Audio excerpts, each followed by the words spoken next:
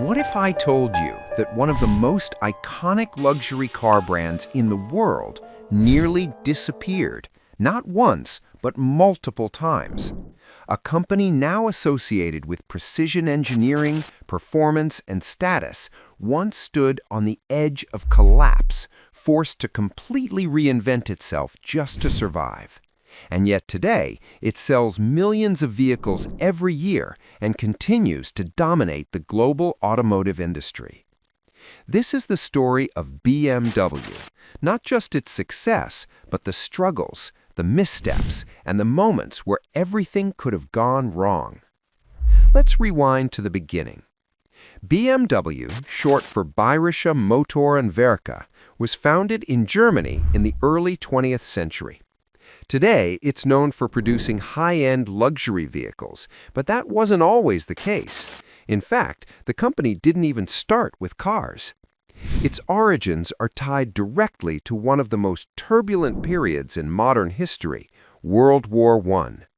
Back then, BMW's primary focus was aircraft engines.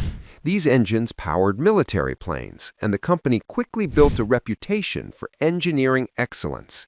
There's even a common belief that BMW's logo represents a spinning airplane propeller. But interestingly, that's more myth than fact. The design actually comes from the colors of Bavaria's regional flag, combined with elements from earlier companies that merged to form BMW. But just as the company was gaining momentum, everything changed. When World War I ended, Germany faced strict restrictions under the Treaty of Versailles. Among those restrictions was a ban on producing aircraft. For BMW, this was devastating. Their entire business model revolved around aviation, and overnight, it became illegal for them to continue. Imagine building a company around one core product and suddenly being told you can't make it anymore. BMW had no choice but to adapt. They began shifting their focus toward alternative engineering projects, producing things like industrial engines and components for transportation systems. It wasn't glamorous, but it kept the company alive. Then, in 1923, BMW made a bold move that would change its direction. They introduced their first motorcycle. This wasn't just any motorcycle. It quickly gained attention for its performance and innovation. Within a few years, BMW motorcycles were setting records and establishing the brand as a serious contender in the world of engineering. Encouraged by this success, BMW took an even bigger leap. In 1929, they entered the automotive market. Now, this was a completely different challenge. Cars required new production methods, new designs, and a new understanding of consumer demand. But BMW pushed forward, gradually shaping what would become its identity in the automotive world. However, just as the company was finding its footing, history intervened once again. The 1930s brought another global conflict, World War II, and with it, another forced transformation. During this period, BMW was once again redirected toward manufacturing aircraft engines, this time under government control. Production scaled rapidly, and the company grew significantly in size. But this growth came under extremely difficult and controversial circumstances tied to the war. By the end of World War II, Germany was left devastated, and so was BMW. Factories were damaged or dismantled, operations were halted, and for the second time in its history, the company found itself at crossroads, unsure of what the future would hold. At this point, survival was not guaranteed. BMW had to start over again. Picking up where we left off, BMW had just emerged from one of the most destructive periods in modern history, and the company was barely holding on. The aftermath of World War II left BMW in a position that few companies could recover from. Their factories had either been heavily damaged or taken apart entirely. On top of that, they were once again restricted in what they were allowed to produce. For a company that had already been forced to reinvent itself once before, this was an even more difficult challenge the second time around. For a while, BMW wasn't even building vehicles. Instead, they focused on small-scale manufacturing, everyday items like kitchen equipment and bicycles, just to generate some form of income. It wasn't glamorous, and it certainly wasn't aligned with the brand image we associate with BMW today, but it was necessary. Eventually, the company found its way back into the vehicle market. By the late 1940s and early 1950s, BMW returned to producing motorcycles, and this quickly became their strongest product line.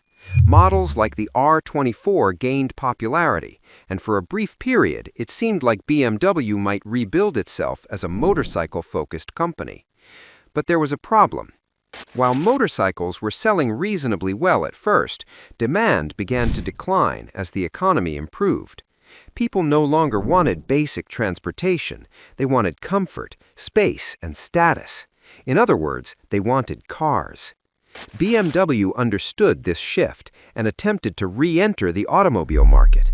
In 1952, they introduced a luxury sedan aimed at higher-end buyers. On paper, it made sense. Positioning themselves as a premium brand could set them apart from competitors. But in reality, the timing couldn't have been worse. Germany was still recovering economically, and most people simply couldn't afford expensive vehicles. So, BMW found itself stuck in a difficult position. Their luxury cars were too expensive to sell in large numbers, and their motorcycle business was beginning to decline. Costs were rising, revenue was shrinking, and by the mid-1950s, the company was in serious financial trouble. Bankruptcy wasn't just a possibility, it was becoming likely. At this point, BMW needed something drastic, not just a good idea, but a complete shift in strategy. And surprisingly, that turning point came in the form of one of the most unusual vehicles ever associated with the brand. Enter the Isetta. Now, this wasn't originally a BMW creation. It was designed by an Italian company that had previously focused on making appliances, yes, refrigerators. And in a strange twist, the car itself reflected that background. The Isetta was tiny. It had a compact, almost bubble-like shape, and instead of traditional side doors, the entire front of the car opened outward, just like a fridge. At first glance, it didn't look like something that would save a struggling automaker, but BMW saw potential. They acquired the rights to produce the vehicle, made a few key modifications, including adding an extra wheel and adapting one of their motorcycle engines, and quickly brought it to market. And against all expectations, it worked. The Isetta was affordable, efficient, and perfectly suited for a recovering economy where people needed low-cost transportation. It wasn't glamorous, but it filled a gap that BMW desperately needed to address. Over the next several years, hundreds of thousands of these microcars were sold. Now, to be clear, the Isetta didn't instantly solve all of BMW's problems. It wasn't a long-term answer, but what it did do was buy the company something even more valuable than profit: time. Time to rethink their strategy, time to develop better products, time to figure out what BMW was supposed to be moving forward. And they used that time wisely. By the end of the 1950s, BMW introduced another model, the BMW 1500. This car was still relatively affordable, but it addressed many of the limitations of the Isetta. It was more practical, more conventional in design, and more appealing to a broader audience. For the first time in years, BMW had a product that balanced cost and functionality in a way that actually worked. But the real breakthrough came just a few years later.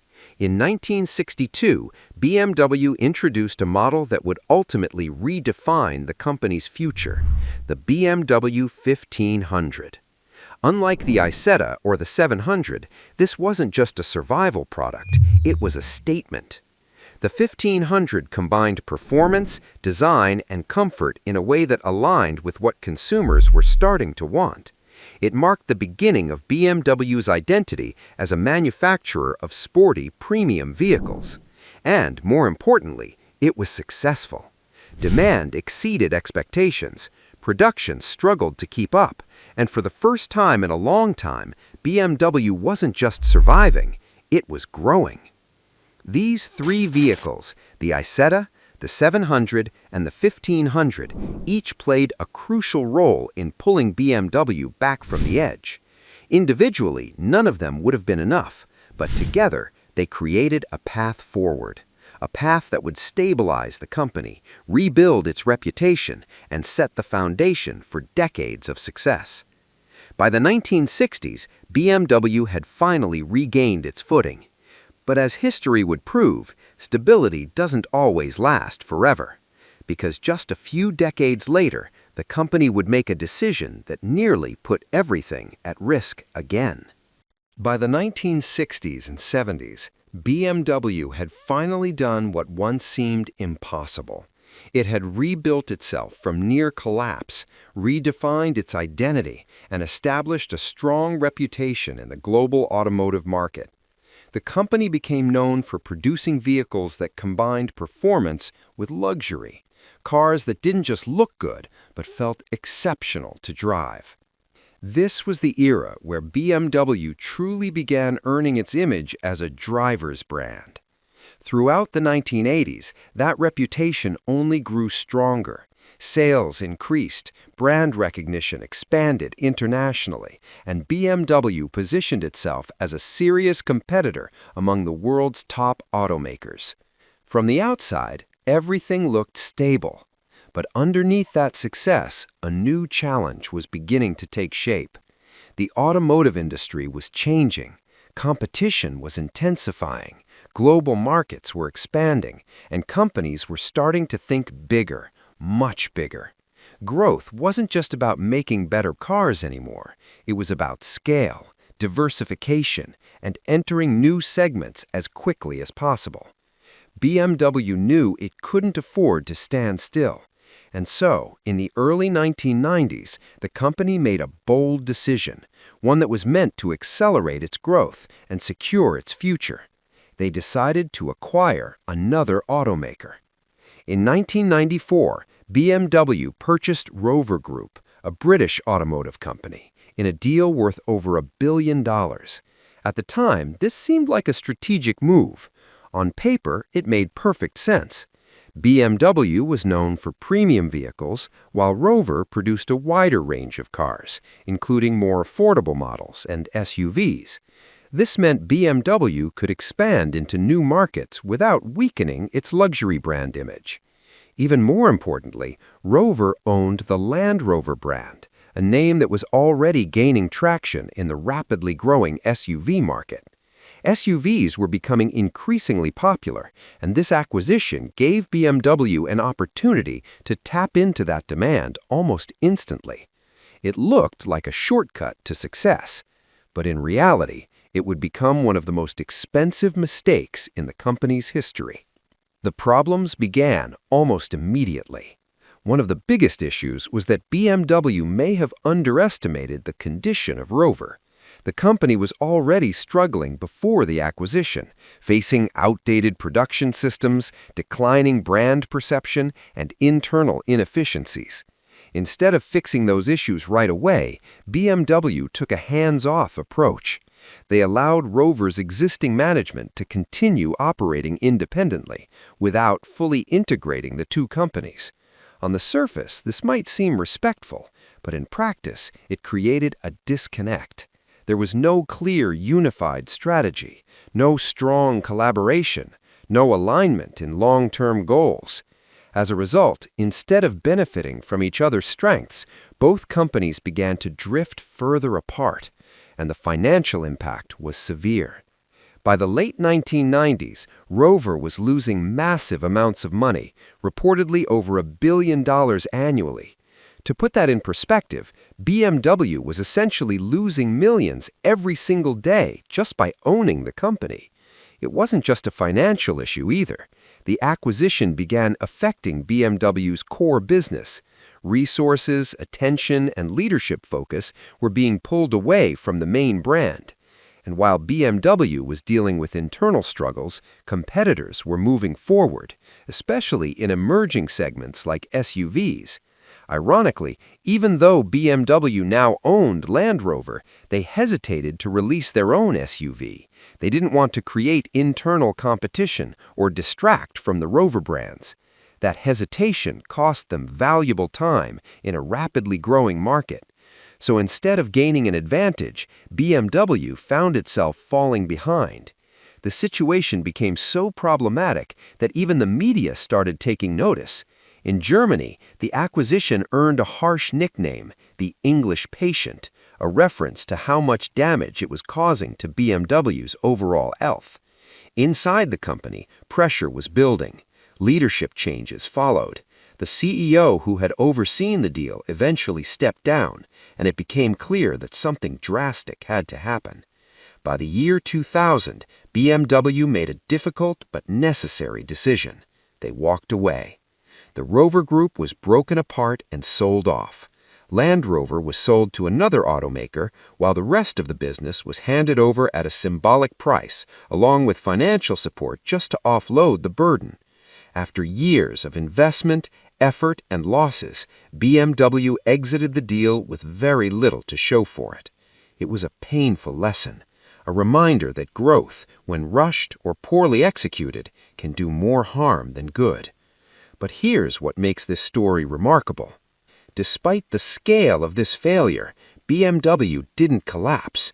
They didn't lose their identity, and most importantly, they learned. Because what came next wasn't another reckless expansion. It was something much smarter, a strategy that would not only recover what they lost, but take BMW to an entirely new level.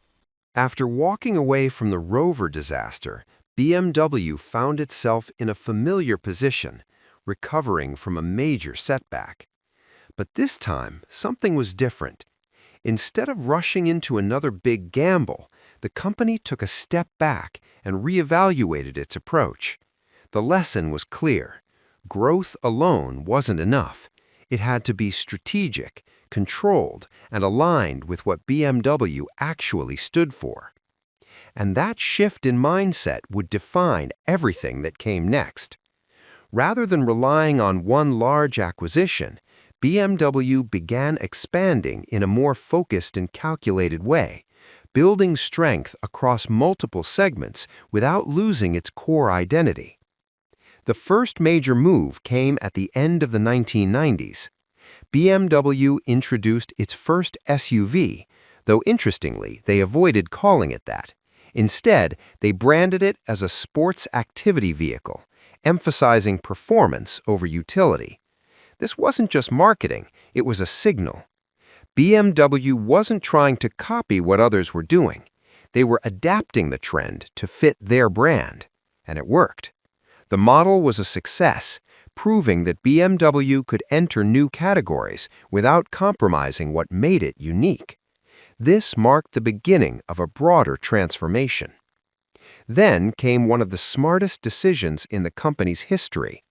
During the Rover breakup, BMW had quietly retained the rights to a small, iconic brand, Mini. At the time, it might not have seemed like a big deal, but in 2001, BMW relaunched Mini with a completely fresh approach. They preserved its classic design identity while modernizing everything else. The result? A global success. Mini allowed BMW to tap into a completely different market, customers looking for compact, stylish, and more affordable cars without diluting the premium image of the main BMW brand. It was diversification done right. And they didn't stop there. In 2003, BMW took control of Rolls-Royce, one of the most prestigious automotive brands in the world. This move strengthened their position at the very top end of the luxury market. Now, BMW wasn't just competing in one segment, they were operating across multiple tiers, from compact urban cars to ultra-luxury vehicles. Each brand had its own identity, each served a different audience, but all of them benefited from BMW's engineering and strategic direction. The expansion continued. In 2004, BMW introduced the 1 Series, offering a more accessible entry point into the brand. This helped attract younger buyers and expand their customer base without compromising quality. Then, as the automotive world began shifting towards sustainability, BMW moved early into electric vehicles. In 2013, they launched the i3, one of their first fully electric models. At a time when electric cars were still gaining acceptance, this showed that BMW wasn't just reacting to change, they were preparing for it. And that forward-thinking approach has only grown stronger.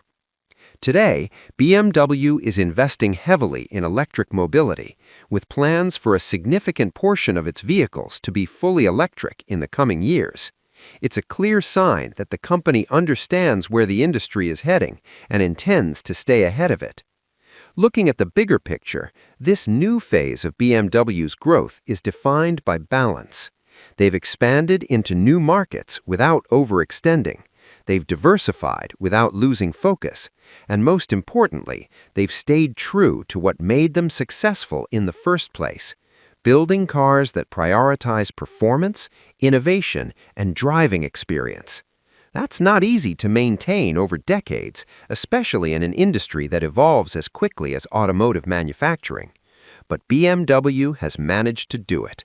From aircraft engines to motorcycles, from near bankruptcy to global dominance, from failed acquisitions to strategic reinvention. This is a company that has been tested time and time again, and every time it found a way to adapt. That's what makes BMW's story so compelling. It's not just about success, it's about resilience. Because the truth is, many companies face challenges, but very few survive them, and even fewer come back stronger each time. So when you see a BMW on the road today, it represents more than just luxury or performance. It represents over a century of transformation, risk, failure, and reinvention. A reminder that even the most successful brands aren't built on perfect decisions, but on the ability to recover from the wrong ones. And maybe that's the real reason why BMW has lasted this long. Not because they've always been right, but because they've never stopped adapting.